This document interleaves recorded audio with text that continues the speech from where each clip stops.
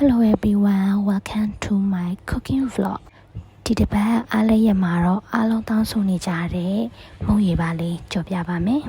။ပုံပါဇွန်လေးအတိုင်းစံစိမ်းမုံနှစ်စွန်းရဲ့ပဲမုံစွန်းတစ်ဝက်ရဲ့ထည့်ပါမယ်။အရသာတော့ကတော့စားနှင်းငယ်စက်သားမုံနှင်းငယ်ထည့်ပါမယ်။ရှီလေးထည့်ပြီးတော့အမုံတွေကိုအရေပြောရတဲ့အထိမွေပေးပါမယ်။တေးသေးချာချာလေးမွေပေးပါမယ်။ကျုပ်တစ်လုံးထည့်ပါမယ်။နောက်ပြီးတော့နနမင်လေးတွေကိုညှက်ပြီးတော့တစ်ခါလေးရောပြီးတော့မွေထားမယ်ပေါ့နော်